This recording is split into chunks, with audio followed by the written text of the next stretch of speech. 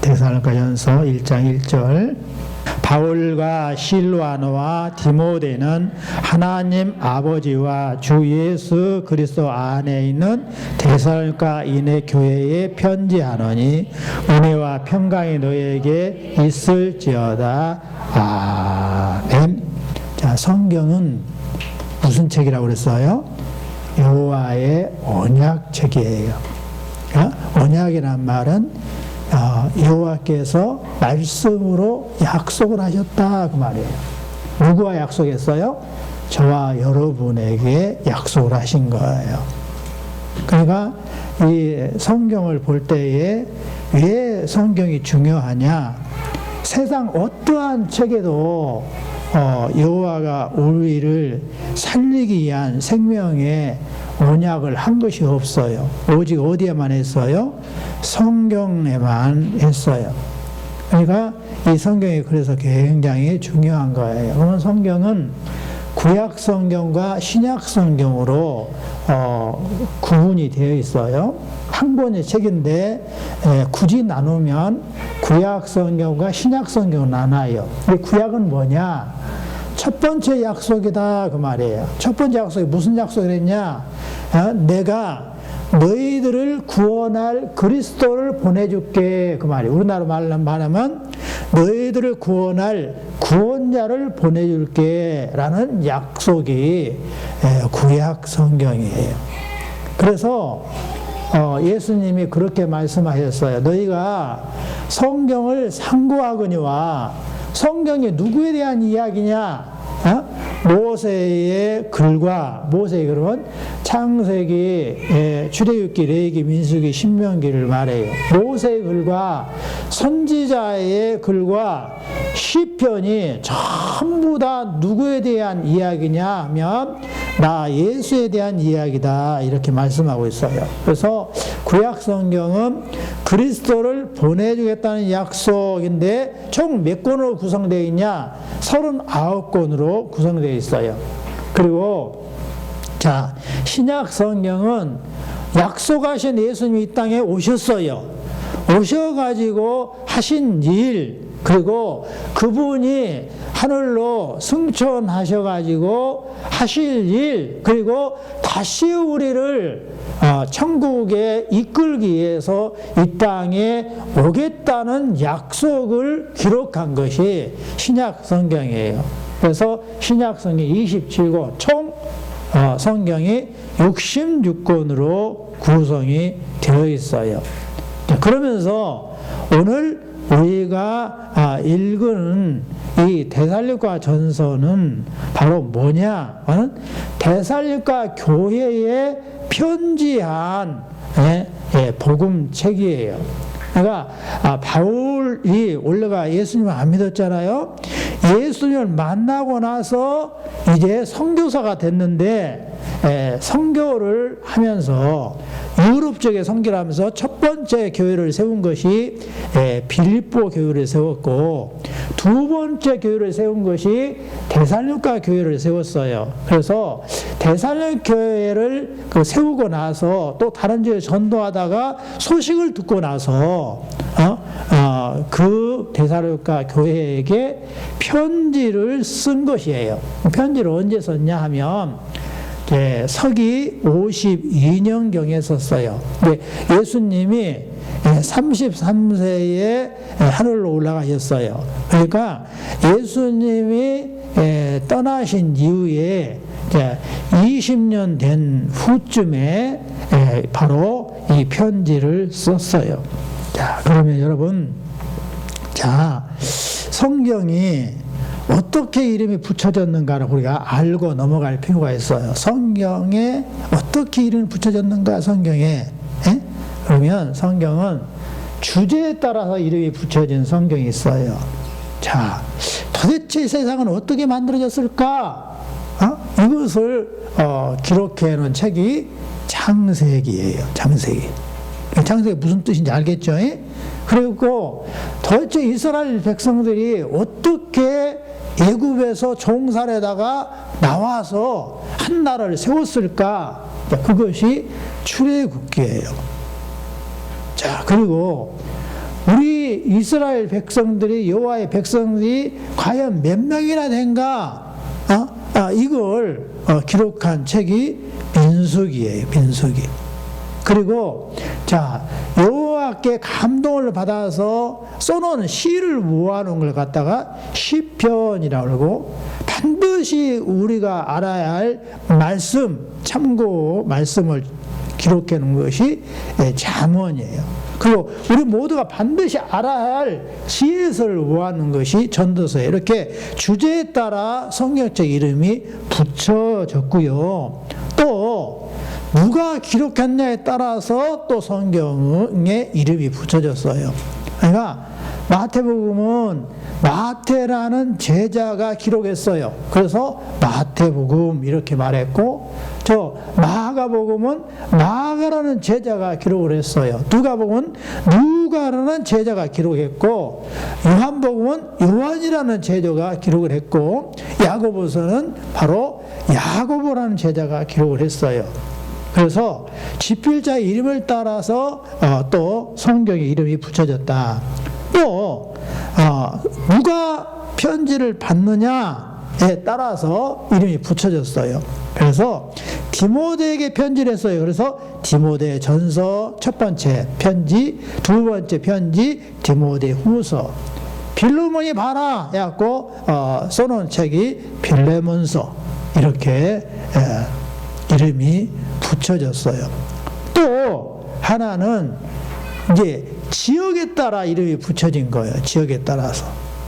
그래서 데살로니가 지역, 그래서 데살로니가 전서, 데살로니가 후서, 갈라디아 지역, 갈라디아서, 이렇게 지역에 따라서 이름이 붙여지기도 했어요.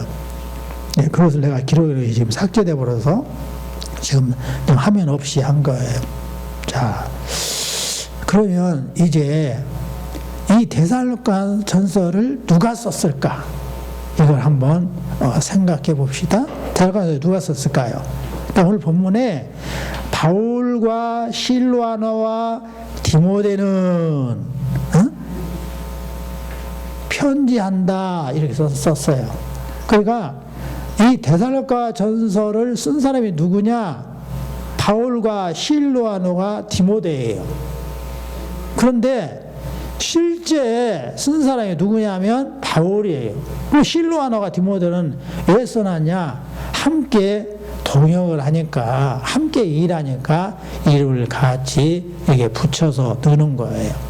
근데 실로아너는 누구냐?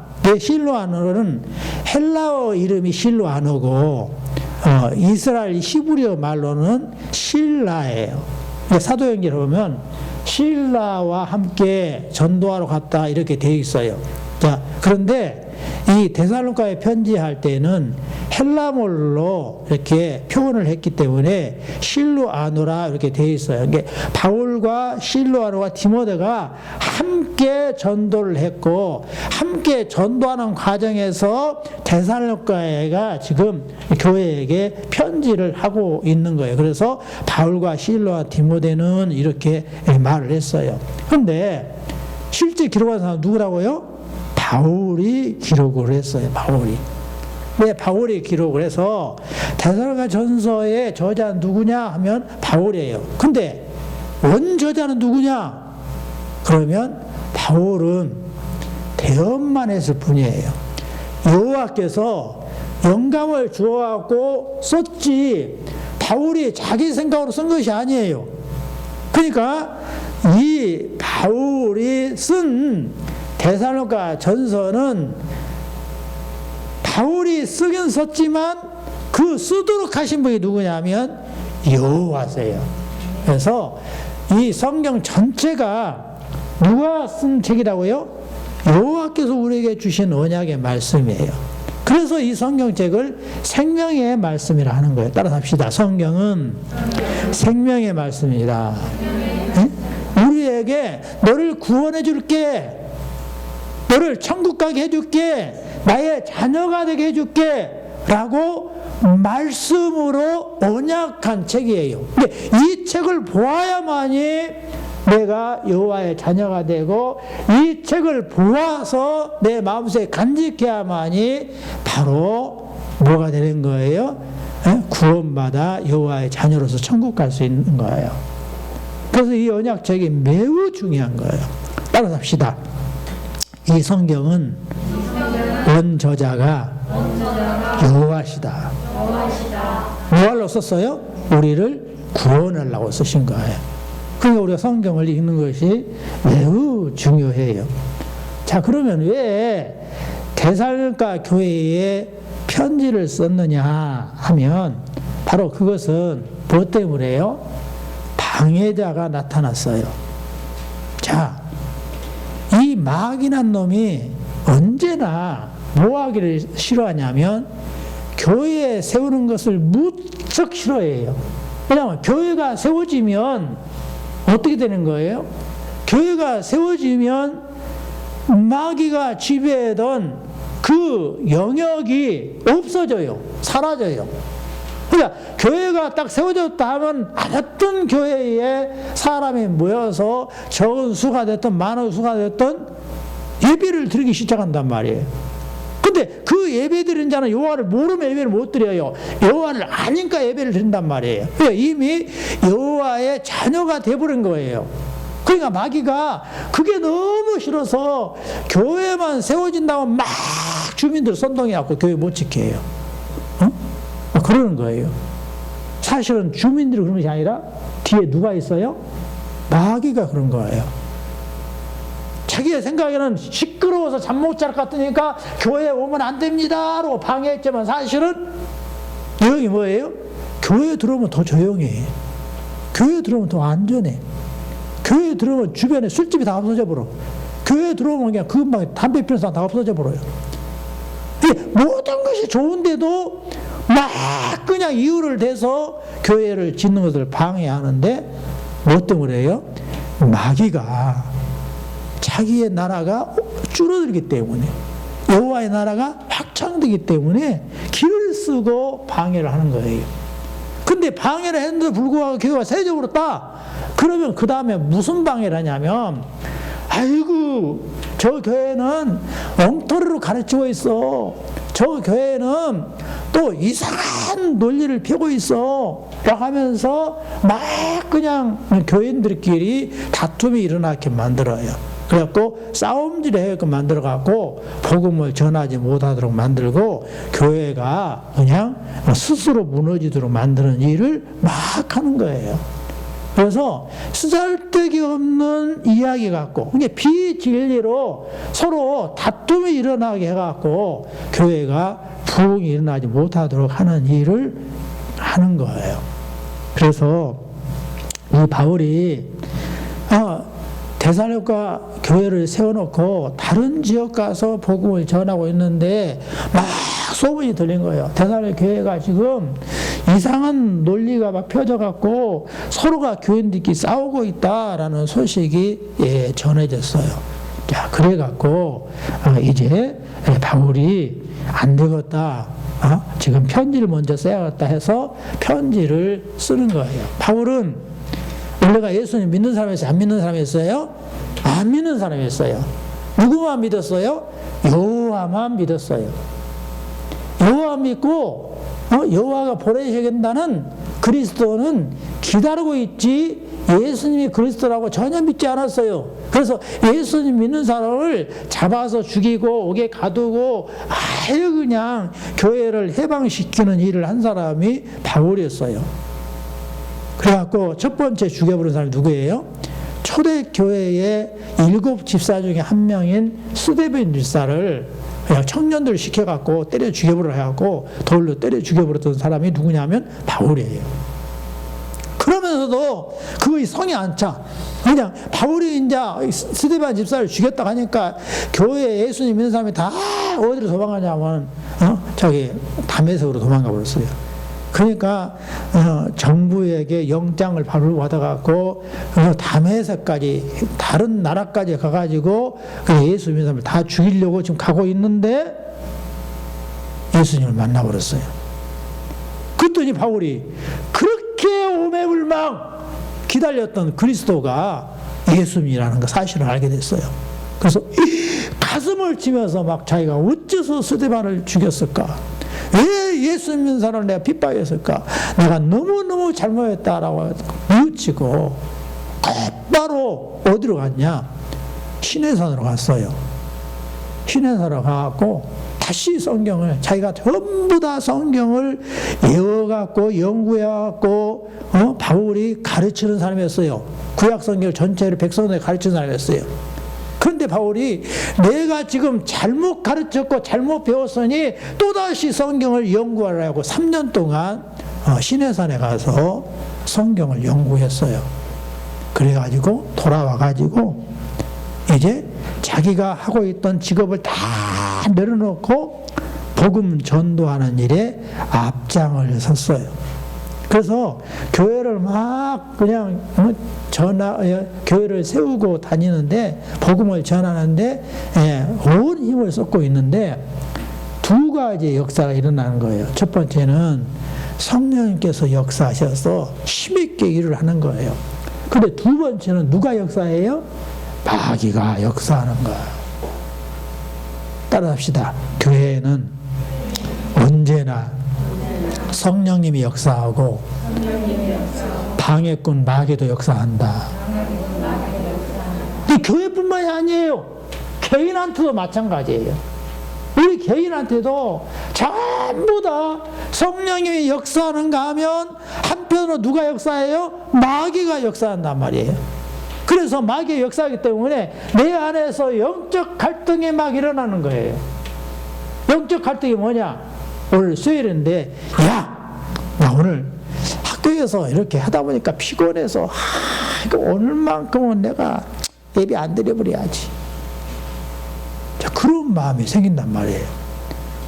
내가 직장에 일하다 보니까 너무 피곤해. 그러니까 오늘만큼은 내가 그냥 얼른 가서 자버려야지. 예배 안 드리고. 이런 마음이 생긴단 말이에요. 그래서 교회에 갈까 말까, 예배를 드릴까 말까, 성경을 읽을까 말까, 이런 갈등이 다 누구한테 있어요. 그러니까 바울이 그렇게 열심히 전도한 바울도 로마서 7장에 뭐라 하냐면, 따로 세봐요. 오라 나는 공고한 자로다. 따로 세보라니까요. 따로 세봐. 시작. 오라 나는 공고한 자로다. 야, 공고가 뭐냐면 너무 내가 속이 비어있고 괴롭다. 너무 힘들다. 누가 이 어려움 속에서 나를 건져낼까? 이렇게 한단 말이에요. 영적 전쟁이 있어요. 근데 여러분은 지금 갈까 말까에서 딱 나는 갈 거야, 예배 드릴 거야 하고 나왔어요. 승리한 거예요. 응? 모두에게 잘했다고 박수 한번 칩시다. 잘한 거예요. 갈등이 다 있어요. 이 영적 전쟁에서 우리는 절대로 지면 안 되는 거예요. 자, 새해에 지난주에 첫 예배에 그랬어요. 우리는 복 있는 사람으로 살자라는 말씀의 은혜를 받았어. 이야, 복 있는 사는 방법은 뭐냐? 복을 쫓아가는 것이 아니라 복이 나한테 막 따라붙는 그런 사람이 복 있는 사람이라고 들었다. 정말 시편이 다 여호와께서 정말 영감을 주어서 쓴 시편이 150편 중에 찬머리가 복 있는 사람인데, 내가 말씀 드렸는데 복 있는 사람이 되어야지. 복 있는 사람이 되려면 주야로 여호와의 말씀을 즐거워하며 묵상하라 했으니까, 야, 우리 교회에서 성경 전체를 읽으면 좀 힘드니까 금년 첫 발로 신약성경 잠을 읽으라 했지. 내가 신약성경 잠을 읽어야지. 그 말씀대로 살아야 될 거야. 그래서 내가 말씀대로 살아야겠다고 딱 먹었는데, 학교에 가니까 친구가 야야, 오늘 그냥 대충 한번 놀아보자. 오늘 한번 그냥 술 한잔 마셔보자. 오늘 한번 담배 한번 피워보자 했어.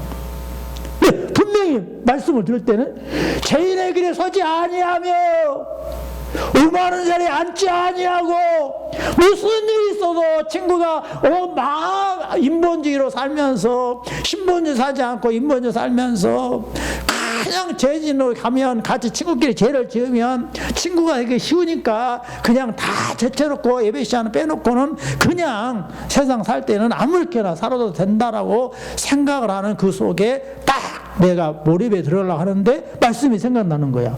와, 주야로 말씀을 묵상하면서 오만 자리 앉지 아니한 것이 의인의 길이라고 했고 그게 복 있는 사람의 길이라 하겠지. 네 몸으로 거룩한 삶제사를 드려야 했으니까 삶 속에서 내가 그것을 지키는 거야. 그 생각이 딱 들었단 말이야. 갈등해. 친구하고 하자는 대로 해갖고 더 친한 친구가 될까? 친구가 뭐라 하든 말든 나는 박차고 일어서서 복 있는 사람으로 걸을까? 이 갈등이 온단 말이야. 근데 갈등이 그냥 생긴 것이 아니라 뭐가 있다고요? 따라서 해봐요. 내 안에 성령님이 역사하시고 내 안에 마귀라는 놈도 역사한다. 그래서 내 마음속에 갈등이 일어나는 거예요. 예수 안 믿을 때는요 그 갈등 자체가 일어나지 않았어요. 왜 갈등이 안 일어났냐면 나 혼자 사는 것 같아도 마귀 자녀라서 마귀 마음대로 사니까 갈등이 일어나지 않아요. 그런데 예수를 딱 믿으면 갈등이 딱 일어나는 거예요. 갈등이 생기면 여러분 아 나는 이제 믿음이 들어왔구나 감사해야 되는 거예요. 이미 여호와의 자녀가 됐기 때문에 갈등이 일어나는 거예요. 내 안에 성령님이 너는 내 자녀야. 네가 복 받는 일을 가. 그럼 내가 복 줄 거야. 그 마귀는 야야 네 마음대로 살아보러. 어? 그러면 친구도 더 생기고 좋아. 이렇게 막 꼬시는 거예요. 우리 영적 전쟁에 잘 지치면 안 됩니다. 아멘? 자, 그래서요, 우리가 영적 전쟁에서 지지 않으려면 어떻게 해요? 에베소 6장 17절에 이렇게 나와 있어요. 구원의 투구와 성령의 검, 곧 여호와의 말씀을 가지라 그랬어요. 우리가요, 전쟁터에 나갈 때에 무기를 가지고 안 간 사람이 아무도 없어요. 다 무기를 가지고 가야 돼요. 무기가 없으면 지게 돼 있어요. 그런데 우리 주님께서 주시는 무기는 뭐냐면 구원의 투구와 성령의 검 여호와의 말씀을 가지라 그랬어요. 왜? 마귀는 가장 무서워하는 것이 뭐냐면 여호와의 말씀이에요. 여호와의 말씀이 있으면 마귀는 무서워서 도망가게 돼 있는 거예요. 그러니까 여러분 요절을 자꾸 외워야 돼요. 귀담아 여호와의 말씀을 듣고 내 마음속에 간직해야 돼요. 따라서 해봐요. 말씀이 성령님이시고 말씀이 예수님이시고 말씀이 여호와시다. 성삼일째 여호와는 말씀으로 역사하신단 말이에요. 왜? 말씀으로 마귀를 이겨낼 수가 있어요. 자, 그래서 우리가 평상시에 어떻게 해야 돼요? 성경을 열심히 읽고 예배 시간에 빠지지 말고 열심히 말씀을 들어서 내 마음속에 자꾸 간직해 놔야 거예요. 그러면 마귀는 그 말씀을 사용할 때 무서워서 도망가요. 자요, 예수님은 여호와세요. 성자 여호와시라고요. 그런데도 불구하고 성자 여호와시여 조물주셔. 근데 피조물인 이 마귀란 놈이 예수님을 가서 막 시험을 했어요. 근데 예수님을 시험을 할 때에 그냥 예수님이 그냥 돌멩이 갖고 마귀를 때렸어요? 몽둥이 갖고 막 쫓아가서 마귀를 쫓아냈어요? 아니에요. 뭐였냐면 말씀으로 쫓아냈다고요. 여호와 예수님께서 구약 성경에 나와 있는 말씀을 다 마음속에 간직하고 있다가 그 말씀으로 마귀에게 딱 대답하니까 마귀가 도망갔단 말이에요. 자, 마귀가 가장 무서워한 말씀은 바로 여호와의 말씀이고 또 그 말씀을 주신 우리 주님이세요. 주인 되신 예수님이란 말입니다. 그래서 여호와의 말씀을 대고 주여 주님이라고 부르는 것이 우리에게 가장 중요한 무기라는 것을 잊지 마셔야 돼요. 그러니까 데살로니가 전서를 편지를 쓴 것도 다 마귀와 분쟁 속에서 교회가 난리가 났는데 그 난리가 난 그 역사하는 마귀를 쫓아낸 것을 무엇으로 바울이 했어요? 말씀으로 쫓아내는 일을 했어요. 자, 제자들이요, 예수님 앞에 조용히 찾아와서 물어요. 예수님은 마귀를 단번에 쫓아냈는데 어째서 우리는 귀신을 쫓아내지 못했습니까? 이렇게 물어요.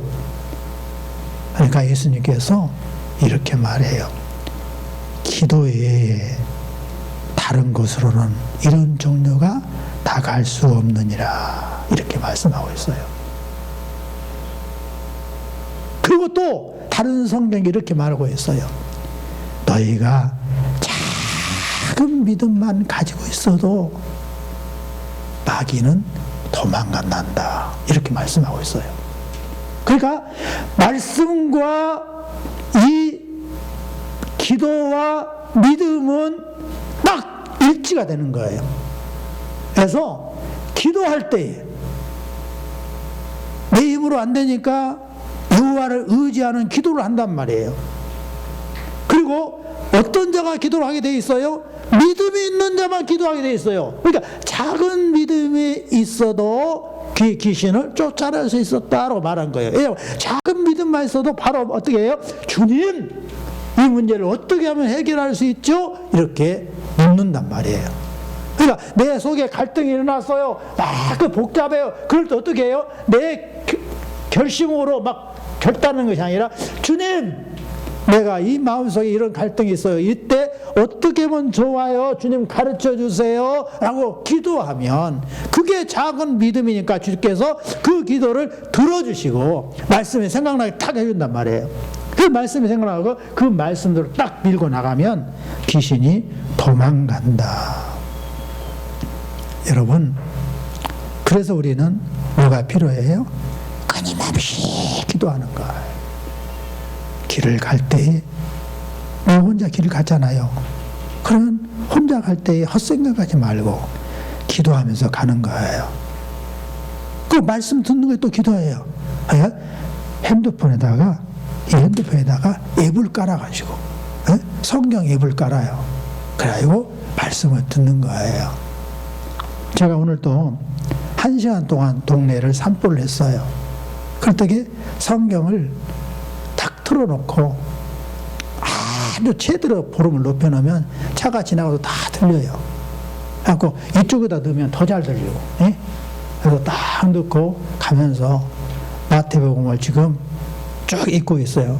금년 목표가 신약성경을 안독하라고 되어 있기 때문에, 우리 교회 우리 정했잖아요. 근데 담임 목사가 실행을 안 하면 이게 말이 안 되잖아. 그러니까 제가 먼저 실행을 해야 되니까 제가 지금 계속 지금 저 성경을 지금 읽고 있어요. 계속 집에서도 읽을 뿐만 아니라 틈나는 대로 이걸 아예 이걸 통해서 듣는단 말이에요. 그래서 말씀을 듣고 있어요. 그러면서 기도를 하면 주께서 우리의 갈등, 마귀 때문에 생긴 갈등에 그 마귀를 쫓아내는 일을 해주는 거예요. 여러분, 그래서 우리가 기도하지 않으면 안 되는 것을 알고, 여러분, 기도를 내가 안 하면 누가 우리 친척을 위해서 해주겠어요? 누가 내 엄마를 위해서, 내 아빠를 위해서, 내 동생을 위해서, 우리 교회를 위해서 기도해 주겠냐고요. 내가 먼저 기도하면 여호와께서 들어주시고, 또 내가 한 번도 생각지도 못했던 사람이 또 나를 위해서 기도해 줘서 이게 힘이 합쳐져서 여호와께 상달되고 우리에게 정말로 복이 되는 거예요. 자, 두 번째요. 그러면 복음을 바울이 어떻게 전했을까? 자, 어떻게 말하고 있어요? 데살로니가 이내 교회에 편지하노니 그랬어요.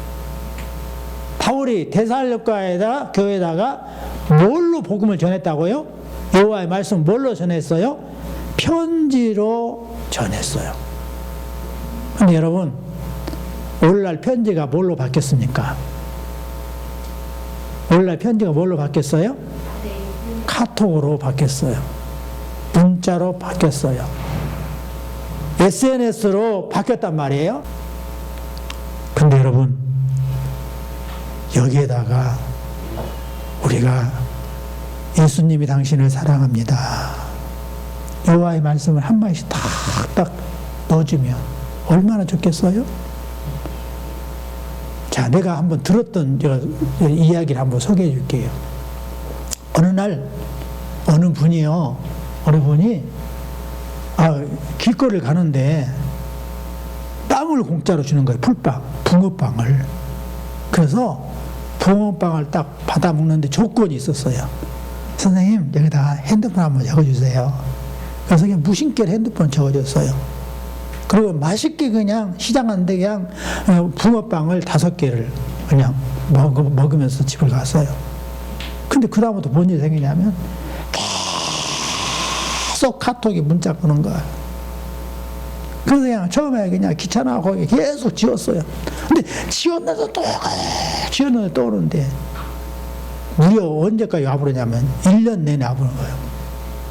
그래갖고요, 하루는 도대체 이 사람이 도대체 무슨 내용으로 보낸가 봐야겠다. 나 같은 사람, 별 볼 일 없는 사람한테 무슨 놈 이렇게 그냥 카톡을 날마다 지성껏 보낼까 해갖고 하루는 그 말씀을 읽었어요. 읽었는데 거기에 뭐라고 되어 있냐면, 하나님이 세상을 이처럼 사랑하사 독생자 하셨으니 이는 저를 믿는 자보다 멸망치 않고 영생을 얻게 하려 하심이라. 이 말씀이 딱 그냥 자기 눈에 확 들어온 거예요. 그래갖고는 1년 만에 전화를 했어요. 내가 당신이 누군가는 모르겠지만 내가 오늘 당신이 나가는 교회를 나가고 싶으니까 알려주세요 해갖고 교회에 전화 왔어요. 난생 처음 교회를 온 거예요. 근데 그날 어떻게 했어요? 예수님을 만났어요. 그래갖고 아주 독실한 예수님 믿는 사람이 됐다는 간증을 제가 읽었어요. 여러분, 여러분이 쓰고 있는 핸드폰, 카톡으로 여러분 친구에게 여러 말을 주고받으면서 마지막 한마디는 예수님이 너 사랑해, 예수님 믿자, 이 한마디씩은 꼭 한 번씩 던져주는 일이 있었으면 좋겠어요. 그래서 어떻게든지 내 친구가 나와 똑같이 예수님 믿고 천국 갔으면 좋겠다, 이런 생각으로 카톡이나 문자를 사용할 수 있기를 바랍니다. 자, 바울은 그러면 어떤 마음으로 복음을 전했을까? 이렇게 말씀하고 있어요. 은혜와 평강이 너에게 있을지어다 그랬어요. 은혜란 말은 헬라 원어로 카리스란 말이에요. 카리스란 말인데 이 말을 우리말로 풀면 크게 기뻐하다 그 말이에요. 왜 기뻐하냐? 누구나 다 사람마다 죄 문제가 있어요. 그 죄 문제를 해결해서 용서받아서 너무너무 기쁘다. 그래서 내가 죽을 영혼이 이제 살아나서 천국 갈 수 있는 소망이 넘치고 여호와의 아들, 딸이 됐으니 나는 너무 기쁘다. 이것이 은혜라는 말이에요. 자, 은혜가 너에게 있을지어다. 또 그 다음에 뭐라고 했어요? 평강이 너에게 있을지어다. 우리 예수님 믿는 사람은 인사를 어떻게 하느냐? 샬롬 이렇게 인사하는 거예요. 따라서 해봐요. 샬롬. 그 말 우리나라 말로 평안하십니까? 이 말이에요. 응? 그러니까 정확히 표현하면 주님의 평강이 함께 하시기를 바랍니다. 그것이 샬롬이에요. 내가 샬롬이면 여러분은 주님의 평강이 함께 하시길 바랍니다. 이렇게 합니다. 자, 시작. 샬롬. 네, 반대로요. 제가 주님의 평강이 함께 하시길 바랍니다. 여러분 샬롬 하세요. 주님의 평강이 함께 하시길 바랍니다. 네, 그래요. 이제는 우리 주 예수 그리스도의 은혜와 여호와의 크신 사랑하심과 성령의 이로 교통하심이 머리 숙여 기도하는 귀한 아들, 딸 머리 위에 일터위 위에 학교 위에 자손이 이제부터 영원까지 함께 계실지어다. 아멘.